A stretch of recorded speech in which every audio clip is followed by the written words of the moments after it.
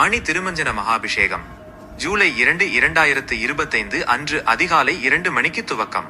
ஸ்ரீ விஸ்வாவசு வருஷம் ஆணி மாதம் 18ஆம் தேதி புதன்கிழமை ஜூலை 2, 2025 அன்று ஆணி திருமஞ்சன மகாபிஷேகம் நடைபெறுகிறது. தேவாரம் ஸ்ரீ நடராஜ பெருமானின் திருக்கோலம்.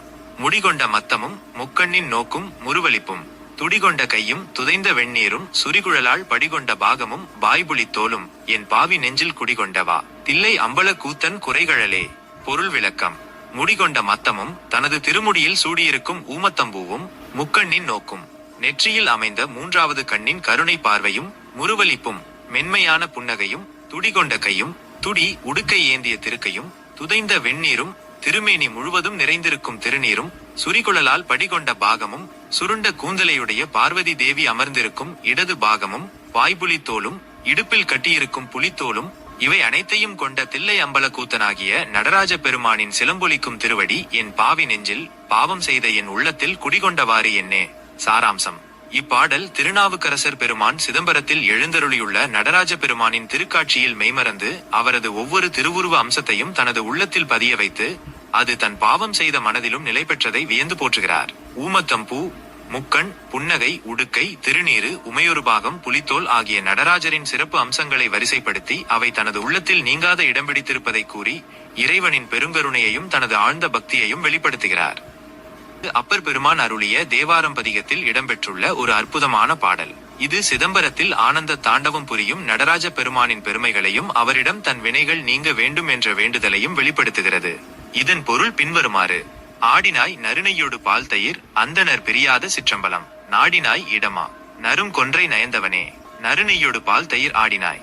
நறுமணமிக்க நெய், பால், தயிர் ஆகியவற்றால் அபிஷேகம் செய்யப்பட்டவனே. அந்தணர் பிரியாத சிற்றம்பலம். நாடினாய் இடமா. அந்தணர்கள் வேதியர்கள் நீங்காமல் உறையும் திருச்சிற்றம்பலத்தையே உனது இடமாக விரும்பி தேர்ந்தவனே. நறும் கொன்றை நயந்தவனே. ஆணி திருமஞ்சனம். ஞானாகாச சிற்சபா பிரவேச தரிசனம். நீங்கள் விவரித்துள்ள ஆணி திருமஞ்சன விழா சிதம்பரத்தில் நடைபெறும் மிக முக்கியமானதும் ஆன்மீக முக்கியத்துவம் வாய்ந்ததுமான ஒரு நிகழ்வாகும். இது ஸ்ரீ சிவகாமசுந்தரி சமேத ஸ்ரீ ஆனந்த நடராஜ மூர்த்திக்கு நடைபெறும் ஞானாகாச சிற்சபா பிரவேச தரிசனம் ஆகும். இன்றைய தினத்தில் நடைபெறும் இதன் சிறப்பு நிகழ்வுகளை காண்போம். நிகழ்வு போக்கு. ராஜ தர்பாரில் எழுந்தருளல். ஸ்ரீ ஆனந்த நடராஜ மூர்த்தி ஆயிரங்கால் மண்டபத்தின் ராஜ தர்பாரில் ராஜ சிம்மாசனத்தில் எழுந்தருளி திருவாபரணங்களால் அலங்கரிக்கப்படுவார். உற்சவ யாகசாலை பூர்ணாகுதி. உற்சவ யாகசாலையில் 18ஆம் கால பூர்ணாகுதி முடிந்தவுடன் உற்சவ ஆச்சாரியார் மண்டகப்படியுடன் புறப்பட்டு நடராஜ பெருமானின் இருப்பிடமான சிற்சபையை அடைவார். ரகசிய பூஜை. அங்கு தீபாராதனை மற்றும் விசேஷ ரகசிய பூஜையை முடித்துக்கொண்டு மீண்டும் ஆயிரங்கால் மண்டபத்தை அடைவார். மகா தீபாராதனை. ராஜ சிம்மாசனத்தில் அமர்ந்திருக்கும் நடராஜ மூர்த்திக்கு சகல வேத கோஷங்கள் மற்றும் சகல வாத்தியங்கள் முழங்க மகா தீபாராதனை நடைபெறும்.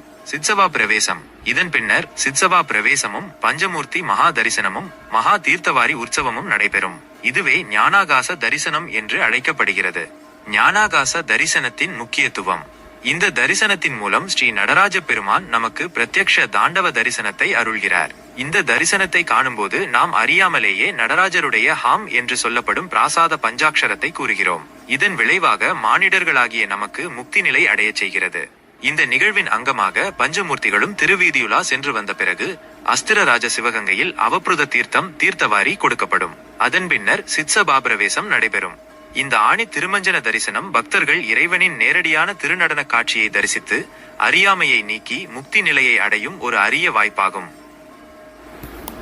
சிதம்பரம் ஸ்ரீ சபாநாயகர் கோயில் பொது தீட்சிதர்கள்